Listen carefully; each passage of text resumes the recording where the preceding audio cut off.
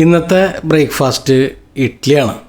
ഇഡ്ഡലിയുടെ ഒരു പ്രത്യേകത എന്താണെന്ന് വെച്ച് കഴിഞ്ഞാൽ ഇഡ്ഡലി എന്തായി തീരണമെന്ന് ഇഡ്ഡലി ഒരിക്കലും തീരുമാനിക്കാറില്ല. തീരുമാനിക്കുന്നത് നമ്മളാണ്. നിങ്ങൾക്ക് വേണമെങ്കിൽ നല്ല ചുമന്ന മസാലയൊക്കെ ഇട്ട സാമ്പാറിൻ്റെ കൂടെ ഇഡ്ഡലി കഴിക്കാം. അതല്ലെങ്കിൽ ഇതുപോലെ നല്ല ഗ്രീൻ ചട്നിയുടെ കൂടെയും കഴിക്കാം. ഫോർ എക്സാമ്പിൾ, ഇപ്പം നമ്മളൊരു പീസ് ഇഡ്ഡലി എടുത്ത് നല്ല മസാലയൊക്കെ ഇട്ട ചുമന്ന സാമ്പാറിൽ അങ്ങോട്ട് മുക്കി കഴിക്കുകയാണെങ്കിൽ സാമ്പാറിൽ ചേർത്തുള്ള മസാലയുടെയും ആ കഷ്ണങ്ങളുടെ വൈവിധ്യവും അങ്ങനെ എല്ലാ എനർജിയും കൂടി ഇഡ്ഡലി തന്നിലേക്ക് അങ്ങോട്ട് ആവാഹിക്കും.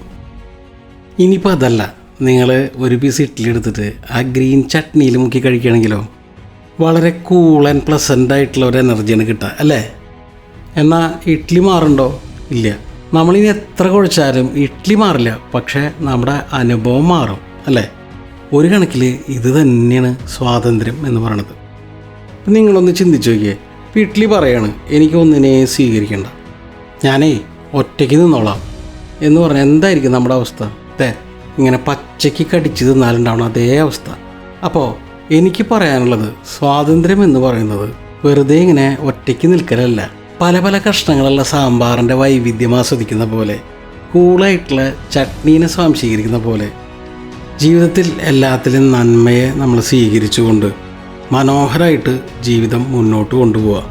ഈ ഒരു ആക്സെപ്റ്റൻസ് കൂടിയാണ് സ്വാതന്ത്ര്യം.